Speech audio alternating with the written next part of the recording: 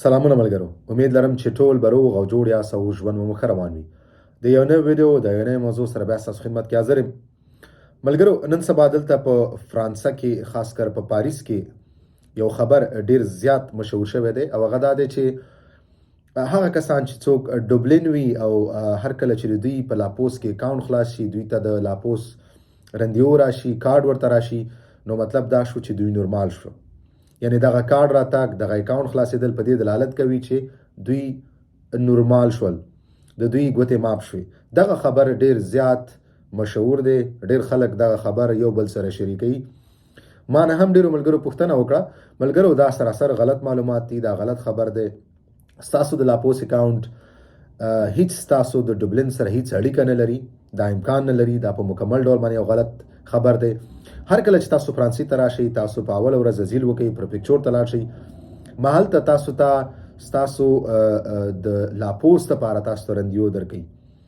لاپوس چې کوم دی دا بانک اکاونټ دی، دې کې تاسو خپلې پیسې ساتئ. دا ستاسو د ډوبلین سره هیڅ تعلق نه لري، نه ستاسو ګوتو سره کوم تعلق لري. دا هر چاته دوی خلاصوي، که څوک نورمال وي، که څوک ډوبلین وي. دلته بعضې ملګرو ته معلومات نه وي چې نوي راشي، نه په ژبه پوهېږي، نه ورته معلومات وي چې لاپوس څه شی دی. نو هر کله چې دوی ته رندیو ورکړي، دوی رندیو مس کړي یا ورته رندیو ورنه کړي، دوی بیا پوښتنه نه کوي د دې، نو دوی د دې نه خبر نه وي. بعضو ملګرو ته رندیو ورکړي، هغه لاړ شي، هغه اکاونټ خلاص کړي. دغه اکاونټ هم ډیر وخت نیسي تر څو خلاصېږي، 2-3 میاشتې نن سبا وخت کې څو ستا رندیو کېږي، بیا تا ته خط راځي، ستا اکاونټ خلاصېږي.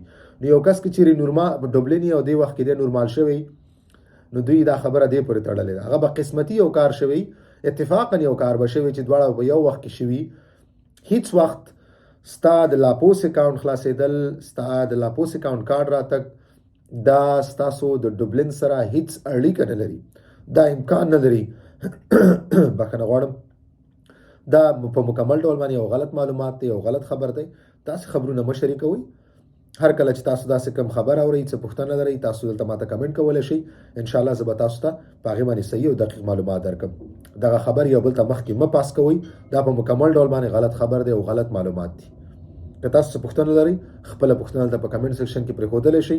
انشاءالله په خپل وخت به ستاسو د پوښتنې زه تاسو ته جواب درکړم. ویډیو همدومره وه، په مخه.